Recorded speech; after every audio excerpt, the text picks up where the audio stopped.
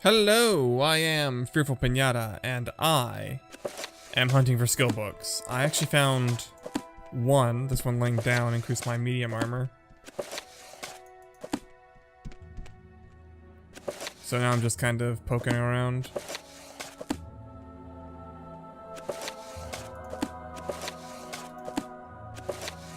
Right, so I know I'm going to need 2 books from this bookseller, so I'm going to go ahead and grab them.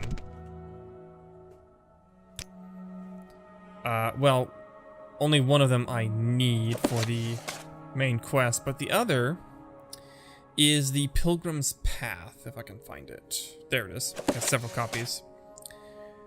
The reason I want the Pilgrim's Path is because... Rude. Is because I want to join the temple. I like joining the temples. My sister. Scoot. And I'm being watched. Great.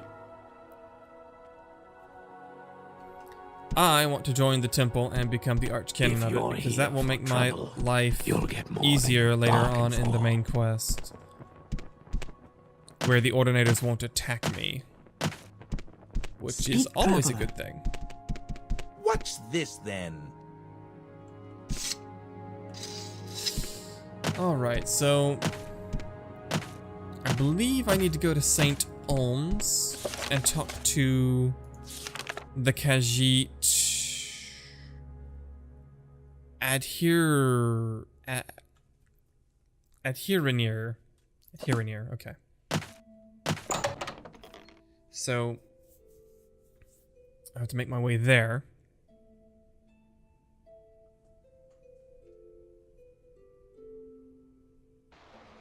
Ah! Goodness, I'm glad these mods exist. I need to be on the other side of this, so I'm just gonna take this way.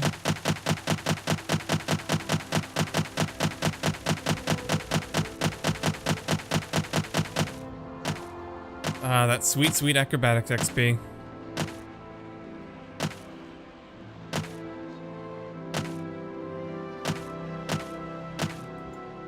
Let's see, actually. How is my acrobatics doing? Yeah, it's almost leveled.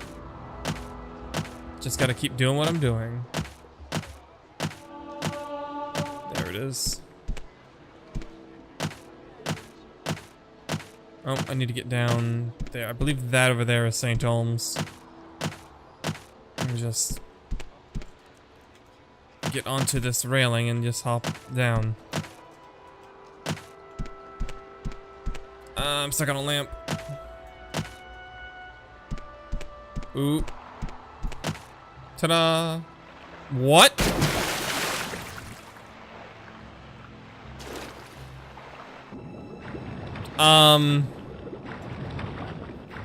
Alright then. That happened. Great, there's no easy way up. I have to swim around.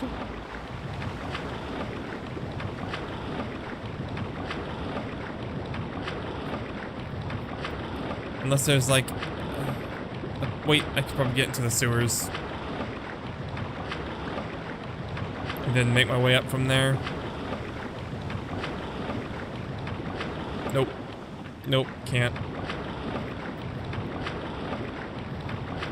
Well, that's exceptionally annoying. Ah, saw a fish. Somewhere.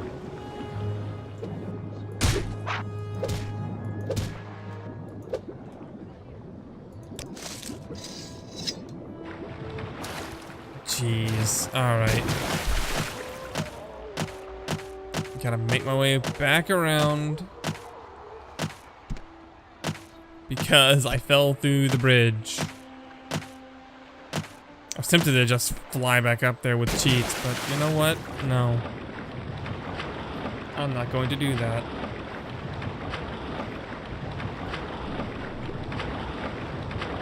I'm an Argonian, I can swim.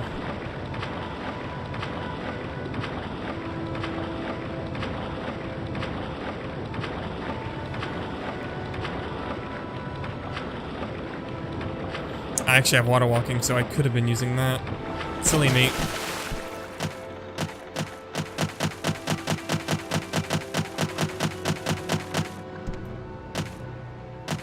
Right. Let's try to get back to St. Olms without falling. Yeah, that sounds like a great idea to me.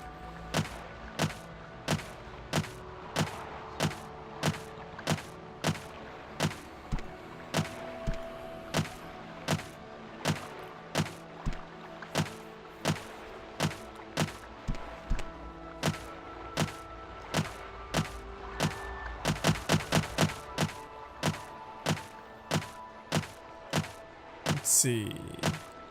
Yep, just this way. Not that. I believe that is the arena. St. Olms would be south. Yeah. There it is. It's on the left here.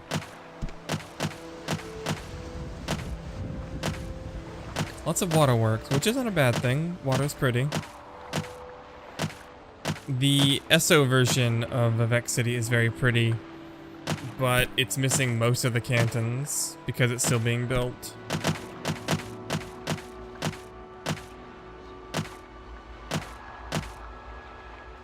No.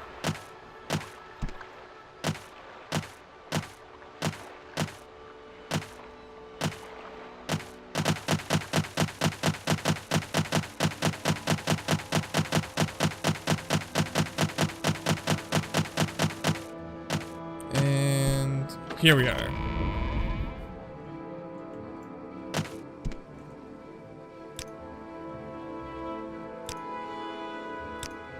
Looking for Adra here, huh? Yes. Awful Tony Stark looking. Right, I have a feeling, and by I have a feeling I mean I know, our cat is in the sewer. There she is. Easy.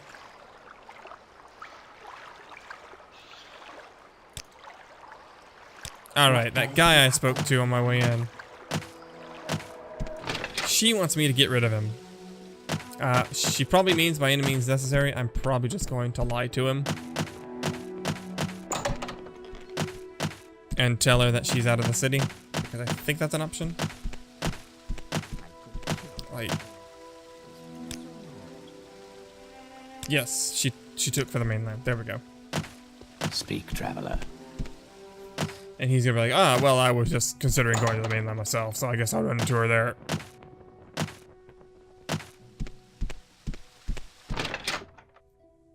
Oh, well.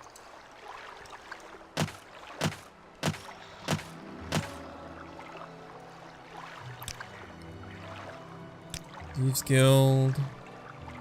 It is just a social club. We like to find out things in life. Alright.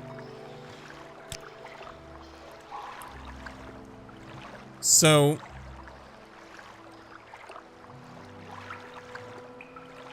the Sixth House Cult is doing some smuggling. Lots of smugglers that she knows are now smuggling for the Sixth House. And this is very odd because they're usually loud and bragging, but now they're all very quiet and secretive. She has no idea what they smuggle because of this. She believes, however, that the Nerevarine is superstition.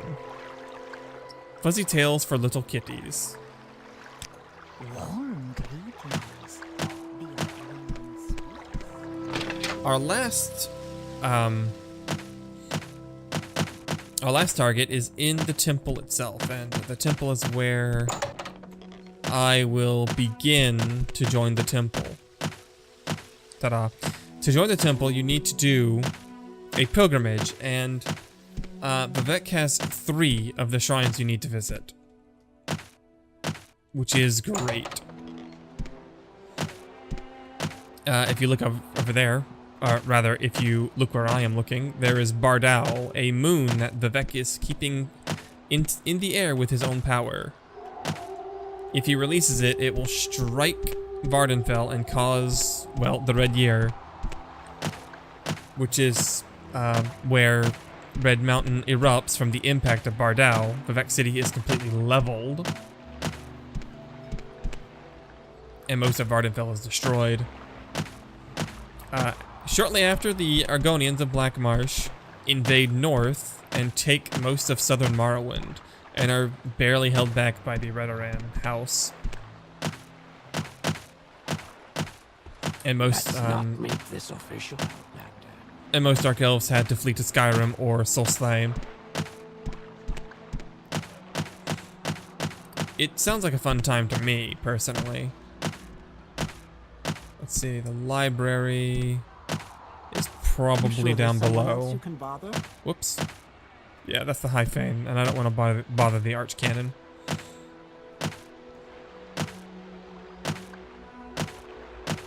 Over here is where the library would be, because this is the Hall of Wisdom. Don't get in my way. I haven't much time. There it is. I'm sure there's someone else you can bother. Alright, she doesn't want to talk to me in front of all these people. You. Only all these people.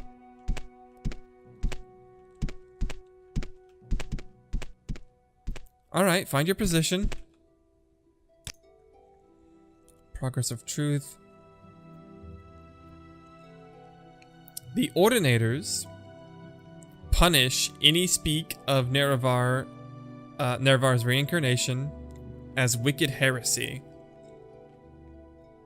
The Nerevarine cult claims the tribunal are false gods, hence the persecution of the Nerevarine. The Nerevarine cult is called the Dissident Priests, who wrote The Progress of Truth, which questions the authority of the tribunal, which is one of the books I bought at the start of this episode. Excerpt.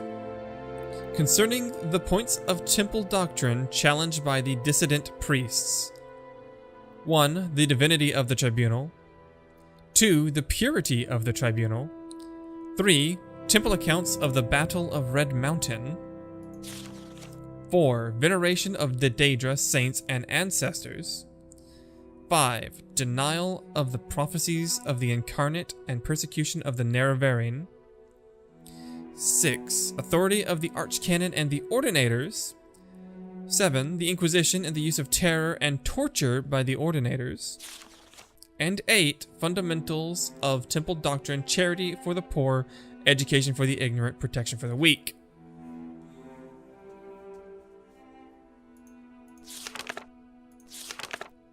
The dissident priests challenge the temple, in other words. You. Scum. Because the tribunal, well, they may be smoke and mirrors. Let's get out of here now. I have the book I need, but now we're going to actually join the temple, which we, as being the main protagonist of Morrowind, directly oppose. There are some interesting differences in the plotline whether you join or don't join the temple, though. They're not huge, but at one point, if you're not in the temple, the Ordinators are, you're basically kill on sight. That doesn't happen if you are Archcanon. Yes, I would like Vivec's blessing.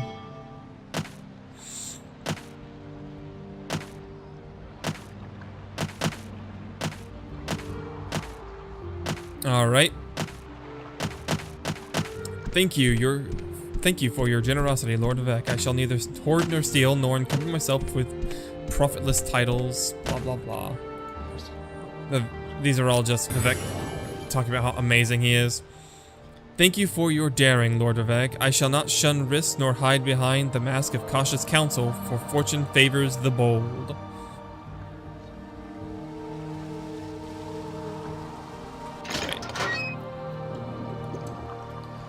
Fortunately, that levitation spell is amazing, and I'm going to make free use of it, and there is a door right here to get to another one. There it is. I'm going to go ahead and get all these 3. Oh, I need to be down here. For this one, you need to drown yourself until you have less than 10 health. Because, and you know what, I'm going to cancel my drowning just to use the shrine. Breathe the waters of his glory and the way is made clear. I should read to you the meanings behind this pilgrimage. The 3 I just did. But I will do that in a moment.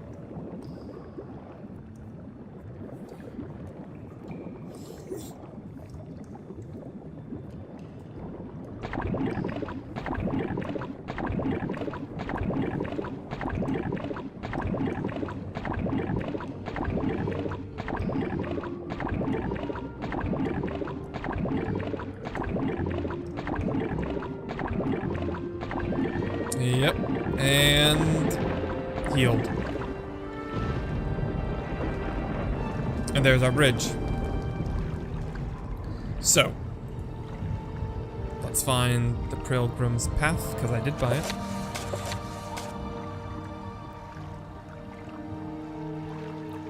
To stop the moon, the Shrine of Daring. Sheogorath rebelled against the tribunal. He tricked the moon Bardau into forsaking its appointed path through oblivion, and the mad star inspired the moon to hurl itself upon Vivec's new city, which Sheogorath claimed was built in mockery of the heavens. When Vivec learned of Sheogorath's scheme, he froze the rogue moon in the sky with a single gesture, and the grace of his countenance. Overwhelmed by the courage and daring of Vivec, the moon Bardau swore itself to eternal service of the tribunal and all its works. Thus the moon now stands guard over the palace and serves as a citadel for the temple's ordinators. That is the one that gave me the levitation. Oops, did not mean to close that. The Shrine of Generosity, long after Lord Nerevar and the tribunal triumphed over Dagothr, the people wished to build a monument to the heroes of that war. Vivec thanked them, but said that it would be better to dedicate a monument not only to the glorious heroes, but to all people, great and small, who suffered and died in the war. It became the custom to make offerings here, either in thanks of our good fortune, or for those less fortunate. And the Puzzle Canal, which I just did, the Shrine of Courtesy. In a battle with Mehrunes Dagon, Vivec gave his own silver longsword to the Daedra Lord, rather than dishonor himself by fighting an unarmed foe. This so impressed the Dremora, the most honorable and chivalrous of Mehrunes Dagon's Daedric servants, that they now share a bond of respect and courtesy with the followers of the tribunal, though we must never forget that they are our enemies. You're basically, in theory, recounting Vivec's steps, even if they are mostly lies, like this Dremora.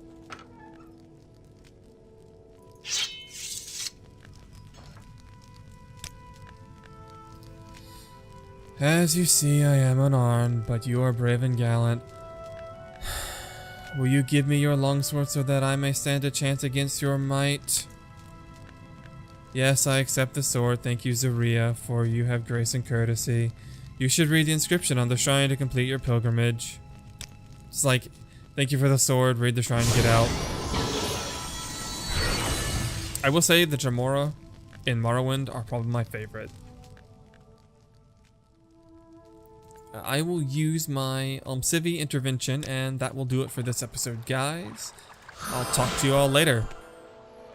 Goodbye.